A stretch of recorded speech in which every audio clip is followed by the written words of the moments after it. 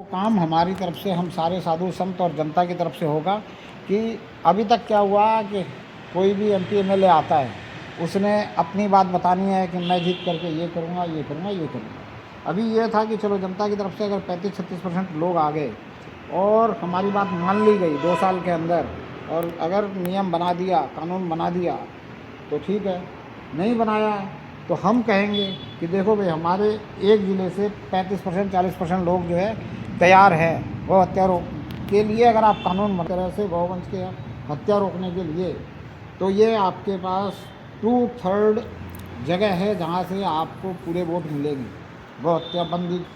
आप अगर बनाने की बात करो तो होगा, क्योंकि पहले इंदिरा गांधी ने ये बात की थी करपात्री जी महाराज से, और करपात्री जी महाराज ने बहुत वोट मांगे इंदिरा गांधी के लिए, सारे संतों ने मांगे गौ हत्या के नाम पर। फिर जब उन्होंने किया नहीं तो 66 में करपात्री जी महाराज गए, वहाँ आंदोलन किया, उस आंदोलन को भी उन्होंने सुना नहीं। अच्छा, हमारी बातें क्यों नहीं सुनी जाती है? क्योंकि हमारे अंदर एकता है नहीं, और अभी हमें ये पता है कि एकता कभी हमारी होने वाली नहीं, क्योंकि जितने सर हैं उतने प्रकार के मतपंथ हैं और सबके अलग अलग सोच है, अलग अलग विचारधारा है। हमारे यहाँ कोई ऐसा मदरसा टाइप है नहीं कि हम जो है एक बात बच्चों को समझा सकें और वो बच्चे बड़े होकर के कुछ भी करने को तैयार हो जाए। और हम ऐसे हैं नहीं कि हम दूसरों को मार करके अपना विकास चाहें। उनका तो है कि वो उन बच्चों को बताते ही है कि भाई इन काफिरों को मार दो, तुम भी चाहे मर जाओ, तुम्हें तो मरने के बाद भी बेहतर हुर मिलेगी, तुम्हें तो सारी जन्नत में आनंद मिलेगा, यहाँ तुमको कौन सा आनंद मिल रहा है, और यहाँ तुम इनको मार दोगे तो जो बाकी ये बचेंगे इनको यहाँ आनंद मिलेगा। तो बोले तुम्हारे दोनों हाथ में लड्डू है। तो ये काम उनका चल रहा है, लेकिन हम ये कर सकते नहीं, हम ये करेंगे भी नहीं, हमें करना भी नहीं है, हमें कुछ नहीं करना है, ऐसा मारकाट कुछ नहीं करना है। तो अब संतों ने प्रयास किया है कि हाथ जोड़कर प्रेम पूर्वक प्रार्थना से काम बन जाए।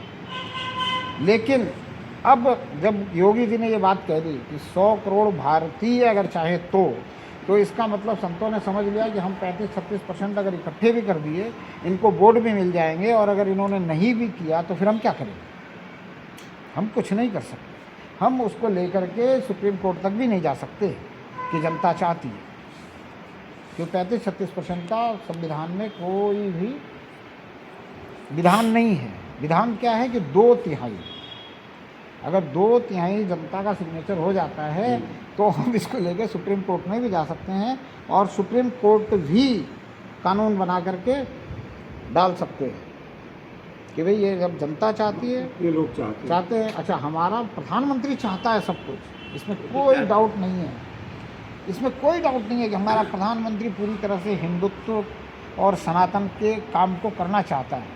लेकिन अब आप सोचो कि आप अपने समाज में कुछ करना चाहते हो और आप पूरी तन्मयता से चाहते हो, और आधे से ज़्यादा लोग जो है आपसे खिलाफ में जा रहे हैं, उनको आनंद लेने की पड़ी है और आपको समाज की उन्नति की पड़ी है, उनको आनंद लेने की पड़ी है, तो आप नहीं कर पा रहे हो काम। यही हाल हमारे प्रधानमंत्री जी के साथ है, क्योंकि अब हमारे यहाँ जो आए हुए हैं वो भी बाहर से आए हुए लोग ही हैं ना। उसमें उन्होंने पहले दूसरी पार्टी में जो आनंद लिया वो यहाँ ही चाहते हैं, तो इसलिए ये काम प्रधानमंत्री जी नहीं कर पा रहे। तो अब ये है कि हमें 100 करोड़ लोगों का सही चाहिए, और जब इस बात के लिए हम खड़े हुए तो मुस्लिम पक्ष भी खड़ा हुआ है। अब वो क्या मांग कर रहे हैं कि गाय को राष्ट्रीय पशु घोषित कर दो। हम चाहते हैं कि राष्ट्रीय पशु घोषित कर दो, तो जैसे सिंह है, मोर है, तो इनकी देखभाल हो रही है, इसकी भी देखभाल हो जाएगी। लेकिन हम भारतीय, हम सनातनी लोग कभी गाय को पशु मानते नहीं हैं। हम नहीं चाहते हैं कि उसको राष्ट्रीय पशु घोषित किया जाए।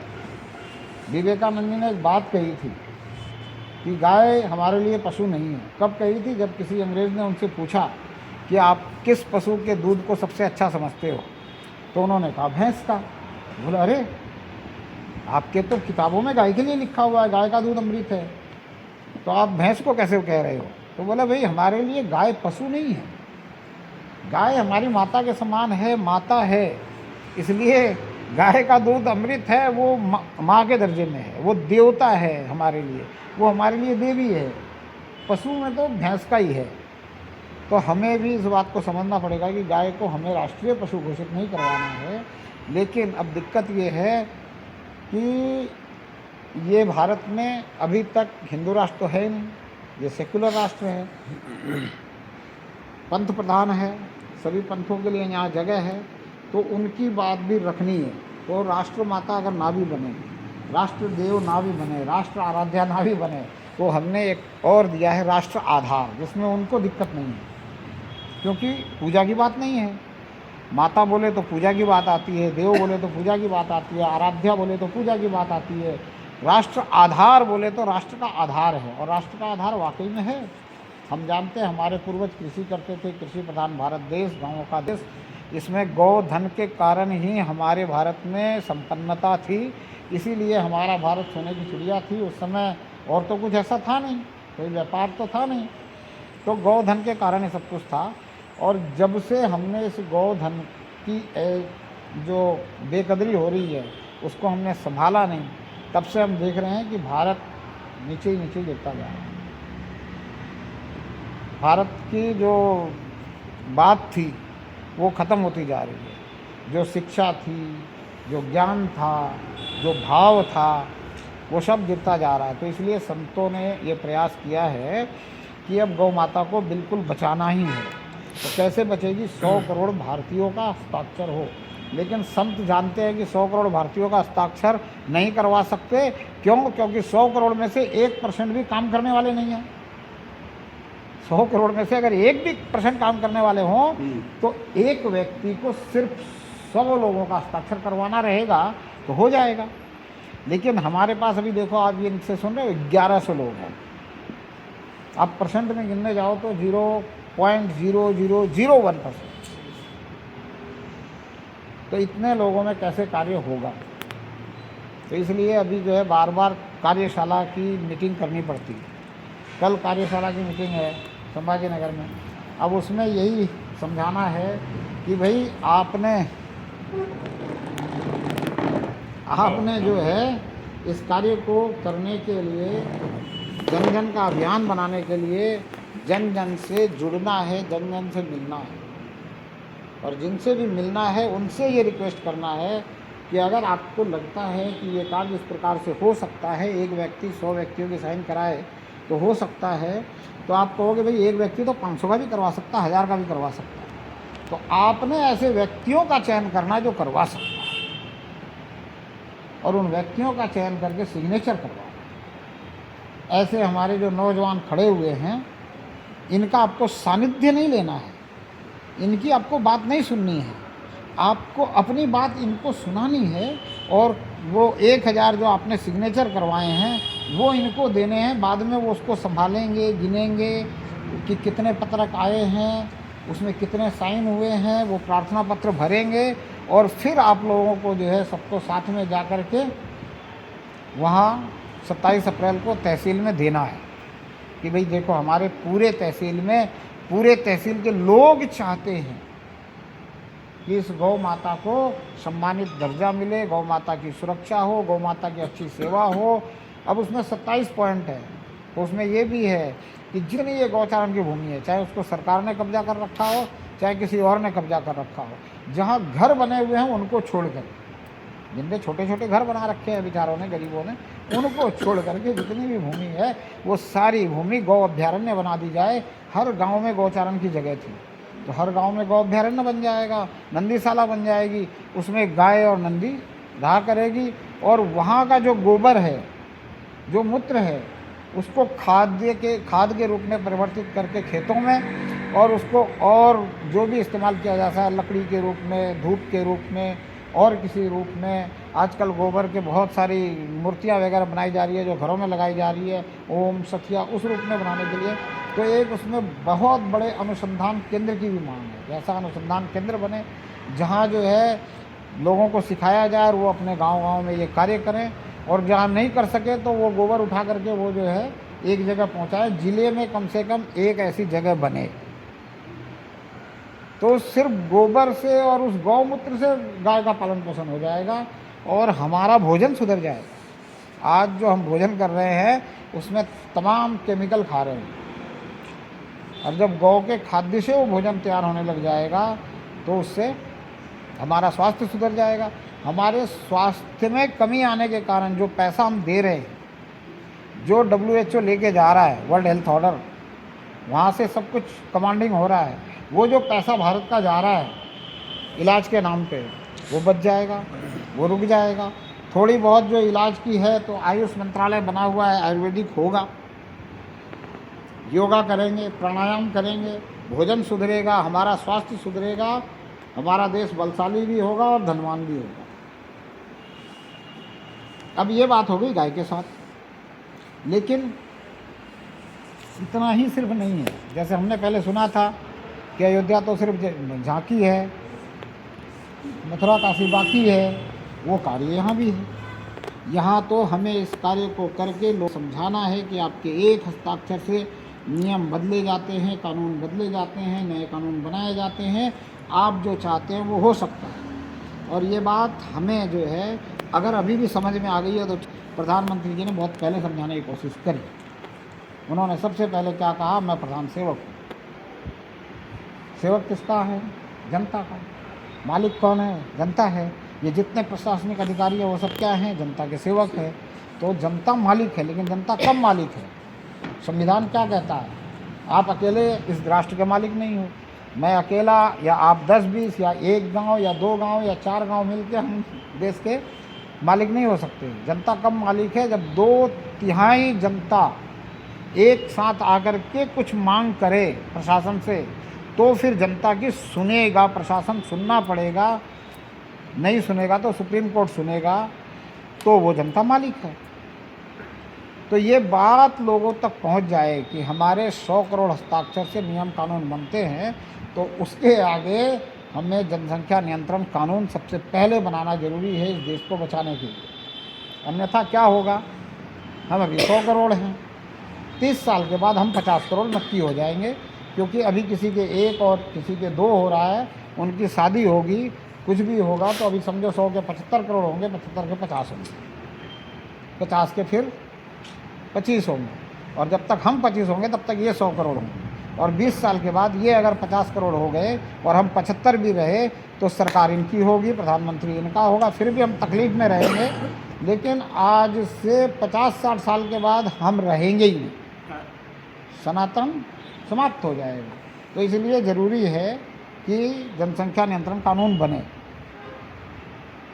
हमारे प्रधानमंत्री जी ने एक बात कही, मैं भी चौकीदार, कहा था ना, हमने भी साथ में कहा था मैं भी चौकीदार। उन्होंने कहा मैं चौकीदार, हमने कहा मैं भी चौकीदार। चलो, उन्होंने क्या किया? अंतर्राष्ट्रीय सीमा को मजबूत कर दिया। चौकीदार का काम क्या है? रख रखाव करना। सीमा को उन्होंने मजबूत कर दिया। हमने बोला मैं भी चौकीदार। हमने क्या किया? हमने किसकी सुरक्षा कर दी? हमने कौन सी सुरक्षा में भाग लिया? कुछ नहीं किया।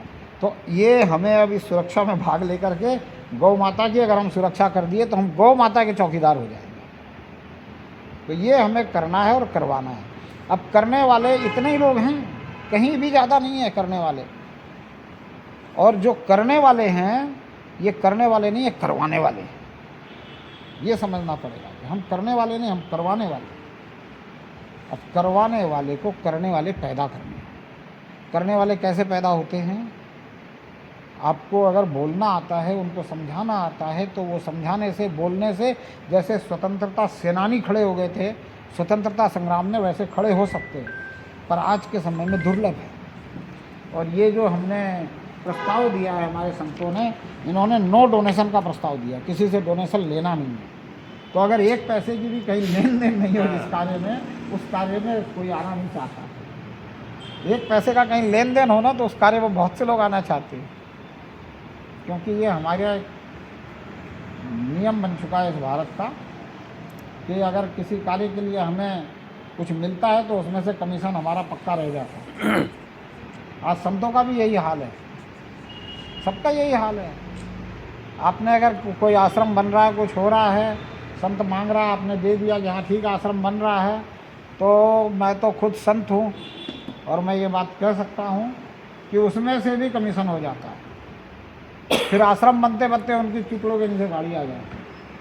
शब्द बड़ा मैं थोड़ा कड़वा ले रहा हूँ, मैंने ऐसा शब्द कहा है जो नहीं कहना चाहिए, लेकिन ये शब्द इसलिए कह रहा हूँ क्योंकि जब कड़वे शब्द आते हैं तब जाके हृदय में ठेस लगती है, तब समझ भी पड़ती है। इसलिए संतों ने खुद ये किया कि नो डोनेशन, इसमें डोनेशन का काम करो ही मत। तो ये काम कैसे होगा, ये पत्रक कैसे छपेंगे, ये सिग्नेचर के लिए पत्रक चाहिए कैसे छपेंगे, प्रचार की सामग्री चाहिए कैसे होगा, दीवार पे लेखन करना है कैसे होगा। तो संतों ने कहा कि हमें तो सिर्फ लोगों तक बात पहुंचानी है। लोगों में भामाशाह बहुत सारे, अगर किसी भामाशाह के दिमाग में बात आ गई, उसके समझ में आ गई कि इससे बड़ी कोई सेवा नहीं, तो वो भामाशाह जितनी कर सकता उतनी करेगा। और सब यहाँ भामाशाह है भारत में, कोई ऐसा नहीं है जो दान नहीं करता। अपने अपने हिसाब से सब करेंगे, और कुछ लोग अपने अपने तहसीलों में मिलकर भी कर लेंगे। बोले ले आ भाई, अपने को जो है ये काम करना है और इसमें इतना पैसा लग रहा है, चलो अपन 200-200 500-500 रुपये इकट्ठा करते हैं, कर लेते हैं। ये करते हैं गौरक्षक, बहुत सी जगह गौरक्षकों से हम मिलते हैं, वो उनकी कमाई 15,000 रुपये महीने की है, लेकिन वो 500 रुपया हर महीने दे करके और गौरक्षण का काम करते हैं, शुरुआत करते हैं। फिर आप जैसा कोई भामाशाह मिल जाता है, काम चल पड़ता है। लेकिन शुरुआत वो वैसे ही करते हैं, शुरुआत उनकी वैसे ही होती है।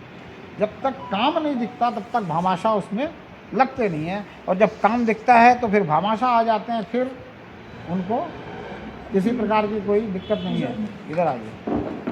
तो अब निवेदन ये रहता है हमारा कि अगर आपको लगता है कि ये बहुत अच्छा कार्य हो रहा है और होना चाहिए, तो इसके पहले तो प्रचार प्रसार के लिए जो दीवार लेखन का कार्य है वो करवाना है। उसके लिए जो फार्मा है वो बनवाना है, जो रंग है वो चाहिए, करने वाले भी चाहिए। वो जो भी कोई कर सकता है, व्यापारी संघ ही करेगा और कोई नहीं करेगा। सबकी आशा व्यापारी संघ से ही रहती है, चाहे वो एमएलए हो, एमपी हो, आपके यहाँ का कोई छोटा और कुछ हो, चेयरमैन हो, या क्या बोलते हैं उसको, वार्ड का नगर सेवक, जो भी हो, सबकी एक आशा आपसे रहती है। संतों की भी आशा किससे रहती है? आपसे। सबसे ज़्यादा कथा कौन करवाता है? व्यापारी वर्ग। सबसे ज़्यादा धन कौन देता है? व्यापारी वर्ग। तो किससे आशा रहेगी इसके लिए भी? व्यापारी वर्ग से। तो ये कार्य आप लोगों को अगर अच्छा लगता है तो आप लोगों को करवा करके, और इस कार्य को आगे बढ़ा करके आगे अपने राष्ट्र को श्रेष्ठ राष्ट्र बनाने के लिए, हिंदू राष्ट्र, सनातनी राष्ट्र, मानवतावादी राष्ट्र बनाने के लिए, क्योंकि हिंदू राष्ट्र बनेगा तो ही मानवतावादी राष्ट्र रहेगा, नहीं तो मानवतावादी राष्ट्र नहीं रहेगा। सिर्फ हिंदू और सनातनी है जो मानवतावादी है, जो ये कहता है कि जियो और नहीं कहता है ना, जियो और जीने तो किसी और ने कहा है। हमारे ऋषि मुनियों ने, सनातनियों ने क्या कहा है? जियो और जिलाओ। इसीलिए गाय को भी रोटी पहली खिलाओ, कुत्ते को भी रोटी बाद की खिलाओ, चींटियों को भी कुछ दाना दो, चिड़ियों को भी दो, किसी नदी के किनारे, तालाब के किनारे चले जाओ, मछलियों को भी दो। नागपंचमी का दिन बनाया, बोला जिस नाग में जहर होता है, जो तुम्हें डस ले तुम मर जाओ, उसको भी दूध पिलाओ। जियो और जिलाओ। तो हमारा सिद्धांत है जियो और जिलाओ, इसलिए हम गौ माता के लिए जिलाने का ये प्रबंध कर रहे हैं। और इसको जिलाएंगे तो हम भी जिएंगे, हमारे आगे आने वाली सभी पीढ़ियाँ जिएगी। और ये एक ऐसा कार्य है जिस कार्य में अगर हमने सफलता ले लिया तो हम राष्ट्र के लिए जो जो कानून चाहते हैं, जो भी कानून चाहिए, जनसंख्या नियंत्रण, समान नागरिक कानून, कॉल टू रिकॉल, और एक कानून जो बहुत ज़रूरी है, जो संतों के दिमाग में है, कि जहाँ भी 30% आबादी हो जाती है एक विशेष मजहब की, एमएलए वो, एमपी वो, वार्ड मेंबर वो, नगर सेवक